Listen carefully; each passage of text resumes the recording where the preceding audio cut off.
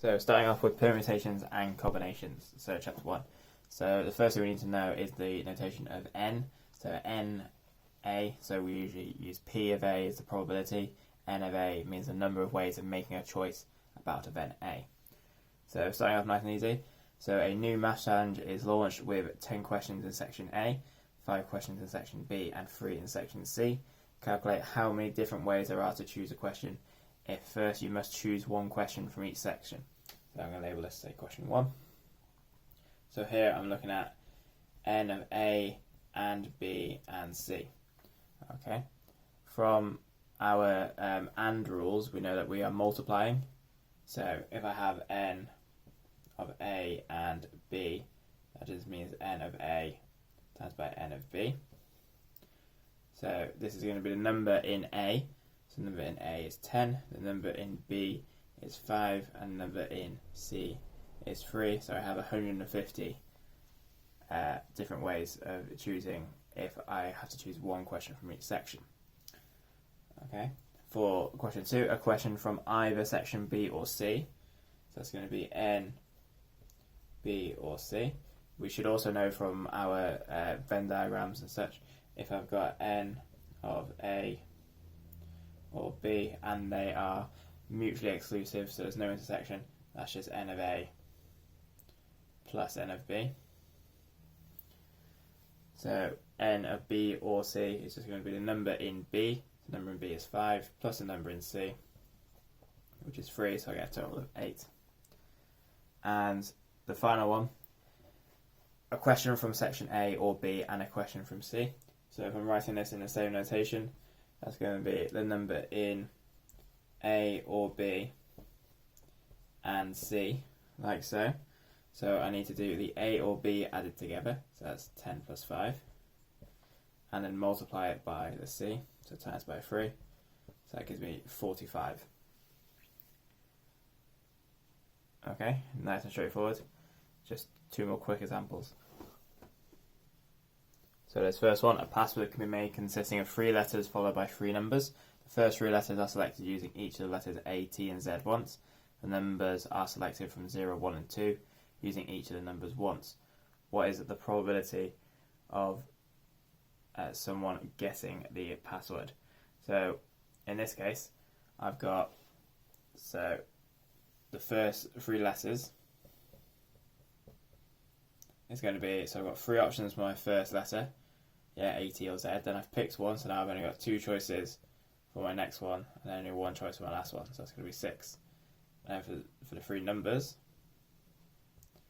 exactly the same. I've got 3 choices for my first number, 2 choices left for my second, and there's 1 choice left for my last one. Okay, so that means I've got a total of 6 times 6, so 36 ways. So my probability of guessing correctly is 1 out of 36. Okay, and in this one, a 5-letter password can be made using each of the letters P, Q, R, X, Y, and Z as many times as we like. What's the probability of guessing the password? So that means I've got 6 possibilities for my first letter, then another 6 possibilities for my second, 6 possibilities for my third, because I can use the values again and again. So that's 7, 7, 7, 6. So here the probability of guessing equals 1 out of 7, 7, 7, 6. Okay, why is this important? Because you need to know the nuances of each question. You need to know if I'm using only once, then my values are going to go down each time. If I can reuse the value, then it's going to be to the power. Okay, this example here is particularly important because this leads us on to permutations, which is what I'm going to do just now. So what is a permutation? A permutation is a way of ordering a set of objects. The number of ways n different objects can be permuted is given by n factorial, or n exclamation mark, or n, where n factorial equals n, n minus 1, n minus 2, all the way to times by 2 times by 1. Okay, there are some important points to go along with this. So if I have 1 factorial, that equals 1. If I have 0 factorial, that also equals 1. Okay. If I have, say, 7 factorial, that is equal to 7 times 6 times 5 times 4 times 3 times 2 times 1. So I can write this as 7 times by 6 factorial. Yeah? Or I can write this as 7 times by 6 times by 5 factorial.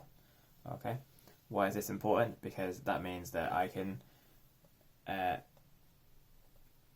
basically factorize out values from my factorials, and this is useful when we start doing some examples.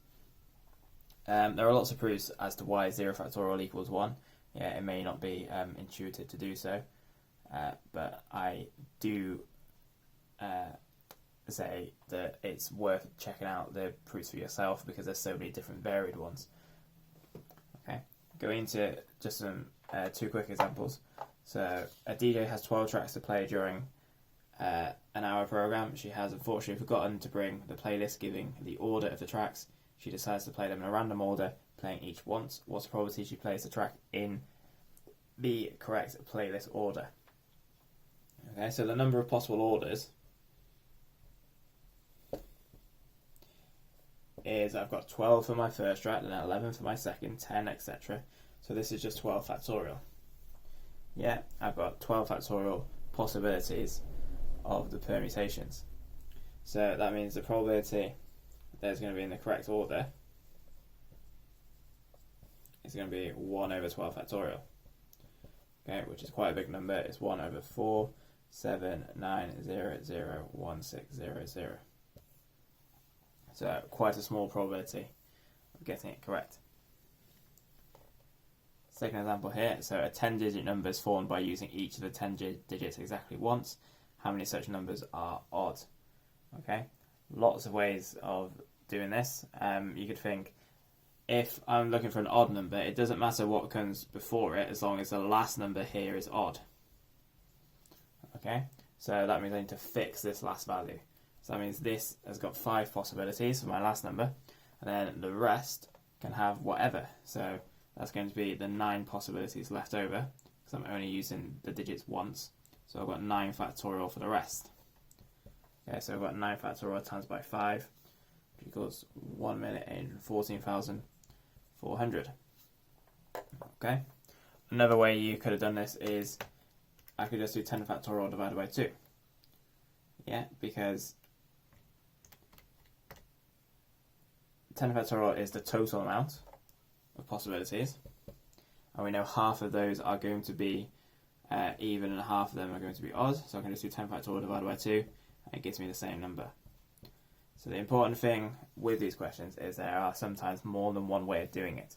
So the way that I do it may not be the way you do it, but as long as we get the same answer, it's all gravy. So a combination is the selection of a certain amount of objects from a larger set of objects. You've already seen this with binomials, but just to recap, the formula for the number of ways of choosing R objects out of n is in your calculator, you have the button NCR. I usually write it in the form NR on top of each other, and that equals to n factorial over R factorial, n minus R factorial. So if, say, a tennis team of 5 players is to be selected from 9 players, how many selections are there? It's just 9 choose 5, which is 126. Okay, let's start off with a reasonably simple example. So a maths group consists of 10 students. 6 of the students are boys. One of the girls is called Maria, and 2 of the boys are called Amir and David. 4 students are selected at random. Calculate the total number of ways they can be chosen. So the total amount of ways would just be 10 choose 4. Yeah, so just 10 choose 4, which is equal to 210. Okay, part 2. How many of these ways include Maria? So if I'm including Maria, that means I've only got 3 more people to choose, and I've only got 9 people to choose from. So that's essentially going to be 1 times by 9 choose 3. So just 9 choose 3, and 9 choose 3 equals 84. Question 3. How many of these ways include both Amir and David? So if I've got Amir and David, that means I've got 2 people. I need to choose another 2 people from the 8. So that means I've got 8 choose 2. So that gives me 28. Then part 4, how many of these ways include all of Maria, Amir and David? So that means I've just got 1 person to choose from the 7 remaining, so 7 choose 3. 7 choose 1. But anything choose 1 is just itself, so it's 7. And how many of these ways do not include any of Maria, Amir, and David? So if I'm not choosing any of them, that means I'm choosing from the other 7. So I've got 7 choose 4. So that gives me 35. Okay, hopefully that's reasonably straightforward. I'm going to do 2 more examples. So this first one, reasonably straightforward. 3 letters are chosen at random from the letters of the word computer. First one, find the number of possible selections of 3 letters. So that first one is just going to be 8 choose 3, because I've got 8 letters and I need to choose 3 from them. So that means it's going to be 56. Part 2, find a probability that the letter P is included in the selection. So if I am choosing the letter P, it means that's fixed. I just need to pick the other 2. So it's going to be 7 choose 2, which equals 21. So the probability having a P is going to be 21 out of 56, or 3 out of 8. And the last question, 3 letters are now selected at random, 1 at a time, from the word computer, and are placed in order in a line. Find the probability that they form the word top. So this is just the same probability of any number. So the probability of the number is just going to be 8 times by 7 times by 6. So that equals 336. So then the probability of top, any word, is going to be 1 out of 336. Okay, going on to my second example, which is a bit more involved. So I have a box of chocolates with 10 different chocolates left in. Of these, there are 6 which I particularly like.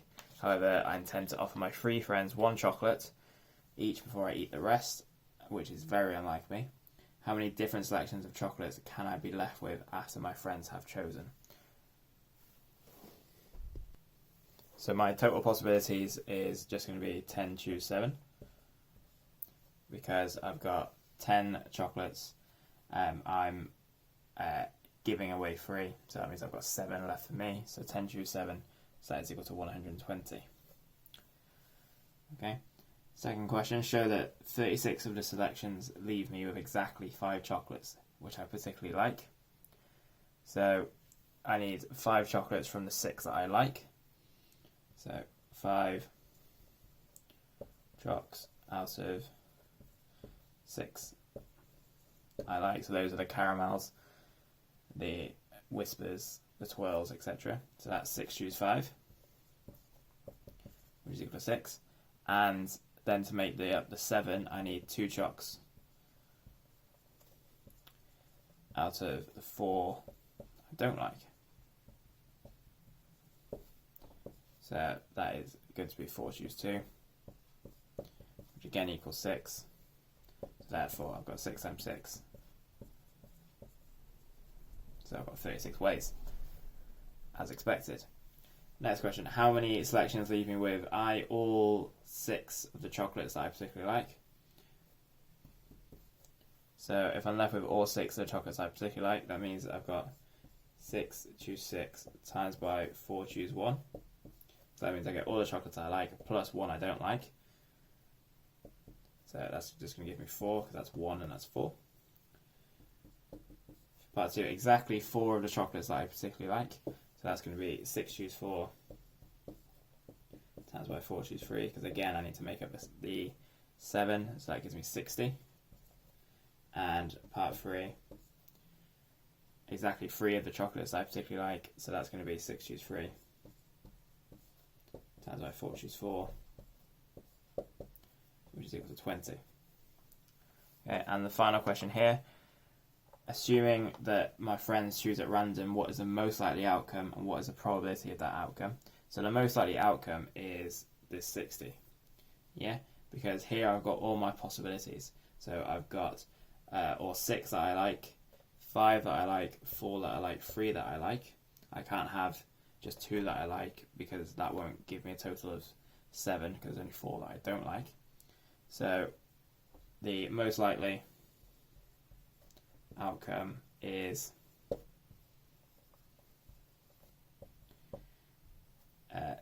4 that I like, and the probability is 60 divided by the total, and total we found out that was 120, so a half. So I've got a half chance of getting 4 that I like and 3 that I don't like. Moving on to the exclusion principle.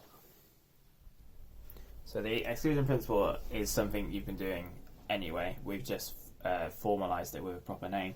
So the exclusion principle involves counting what you're not interested in and subtracting this from the total.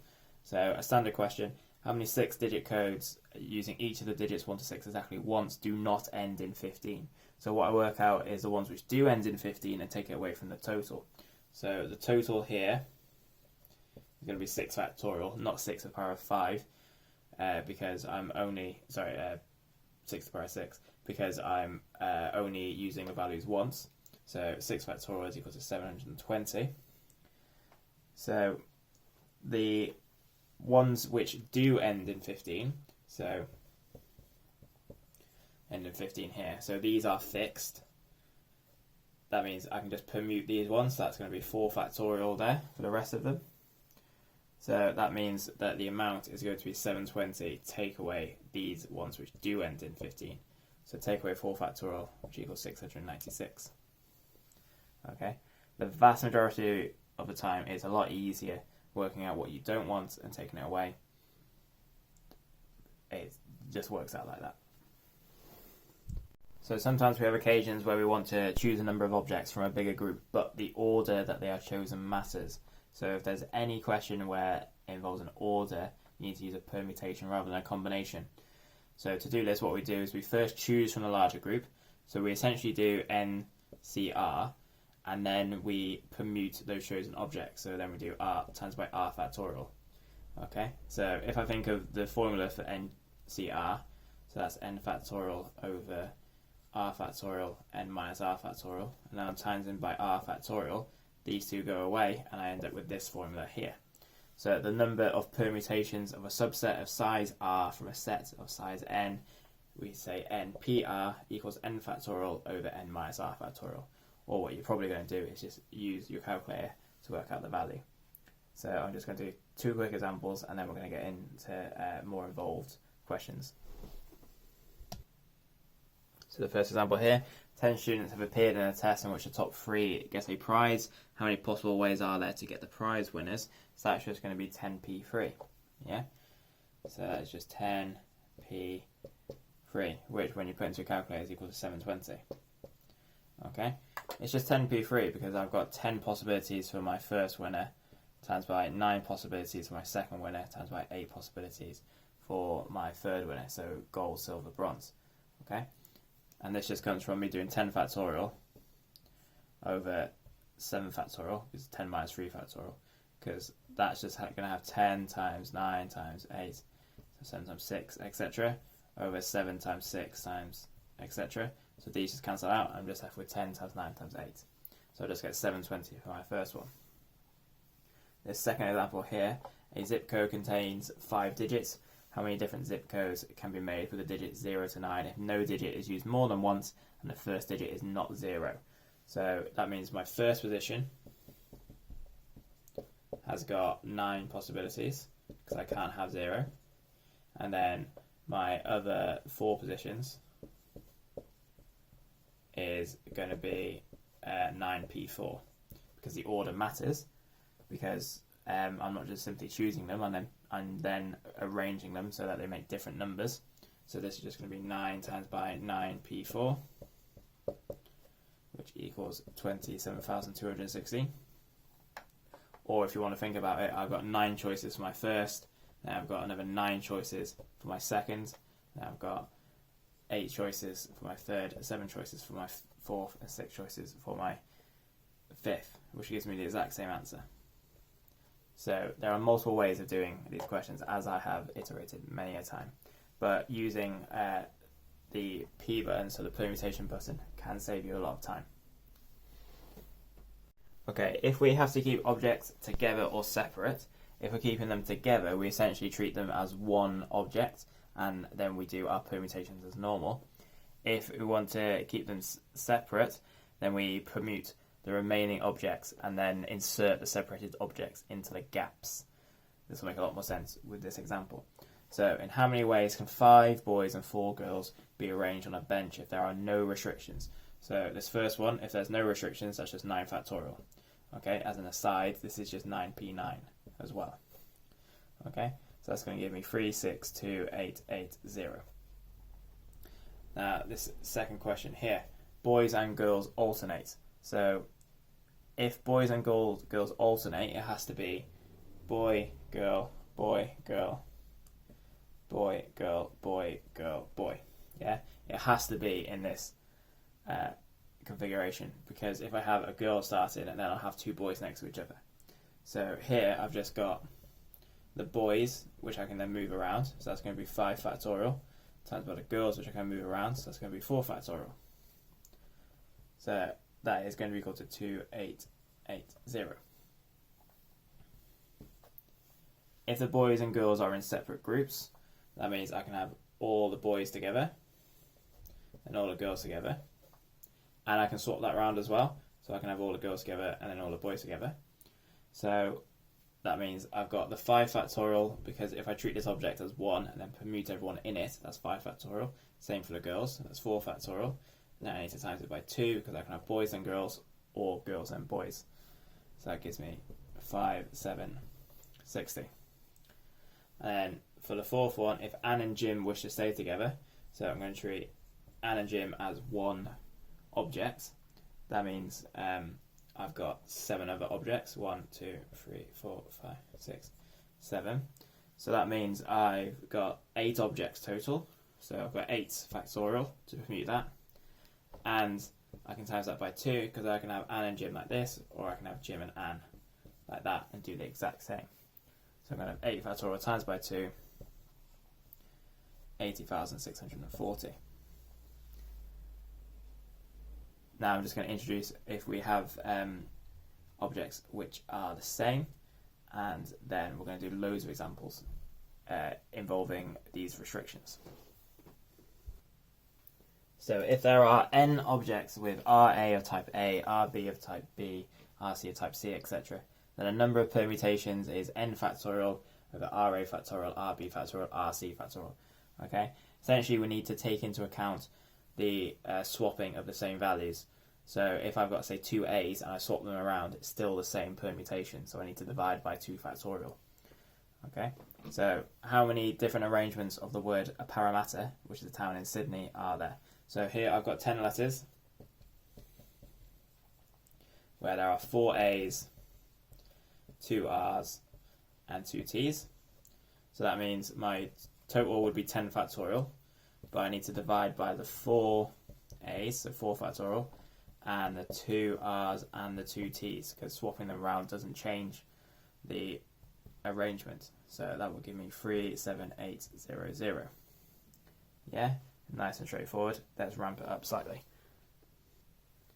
So this first one, using the letters in the words mathematics, how many different arrangements are there if the 2 M's have to be next to each other? How many different arrangements are there if the 2 M's are separated?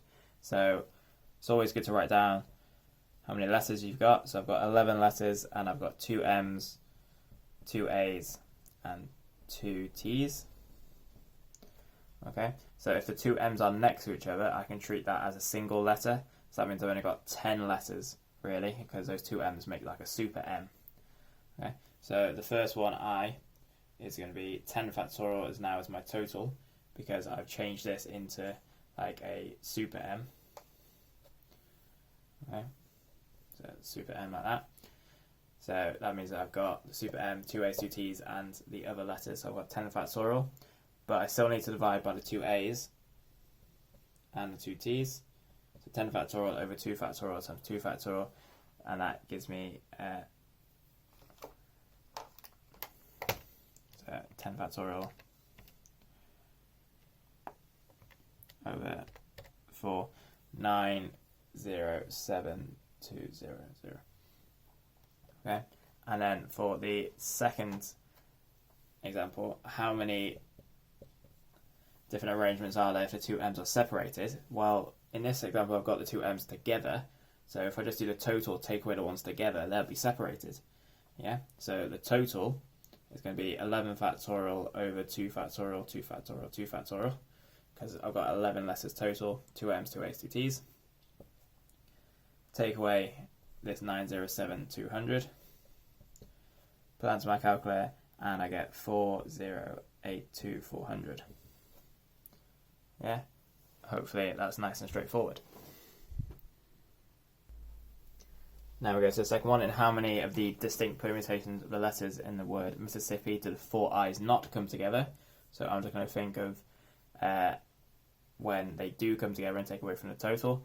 So again, make a note. So I've got 11 letters and I've got 4 I's, got 4 S's, and I've got 2 P's. So that means the total amount here is going to be 11 factorial over 4 factorial times by 4 factorial times by 2 factorial. And then the ones where the I's come together, so when the I's come together and I get like a super I, then that's going to take away 3 from the total, so that means I've only got 8. So I'm going to have 8 factorial left, but I still need to divide by the 4 factorial for the S's and the 2 factorial for the P's. So doing that calculation gives me 33810. Okay, now this last one is quite challenging, but we will give it a go.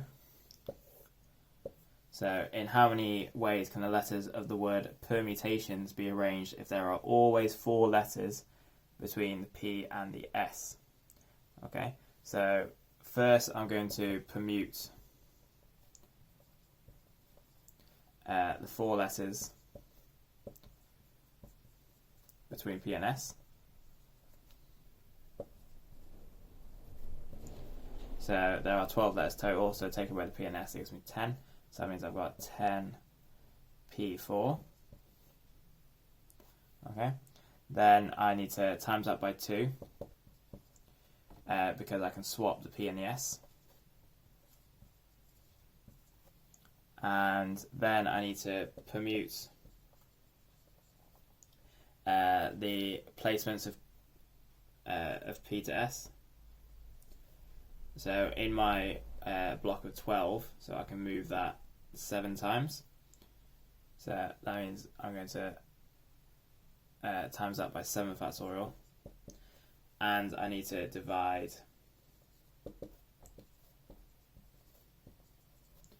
by the 2 T's.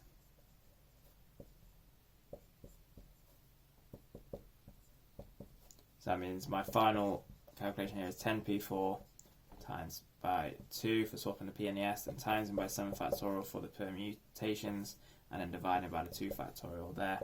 Gives me 225,401, 600. Okay, that's harder than what you're probably going to get, but you should have all that knowledge to be able to tackle that question. Now all I need to do is just extend this to probability. So those counting principles involving n can obviously be extended to probability. We've already done it in a couple of questions. So the probability of A is just the number of outcomes in which A occurs divided by the total number of outcomes. So how many different 8-letter words are possible using the letters of the word syllabus? So here I've got 8 factorial for my total, but I've got 2 S's and I've got 2 L's. So that means my total is 10,080. Then if a word is chosen at random, find the probability that the word contains the 2 S's together. So if I do this first one, so if they're containing the 2 S's together, that means those S's become like a super S. So now I've only got 7 factorial to work with, but I've still got my 2 L's. So that's going to give me 2520. So the probability that the 2 S's are together is going to be 2520 out of 10,080, which is a quarter. And the second question begins and ends in L. So that means I'm fixing the L. I've got 1, 2, 3, 4, 5, 6 letters and then the other L. So that means I'm just permuting this 6 factorial in the centre. So that's going to give me 6 factorial, but I've still got the 2 s's. So I've got 2 factorial. It doesn't matter if I move those 2 l's around, they're still the same. So that gives me 360. So then my probability of L it's going to be 360 divided by 10, 0, 80. It's 1 out of 28. Okay, that's essentially all the content of chapter 1. I know there's lots of more involved questions, but those are all the building blocks necessary to attempt those questions.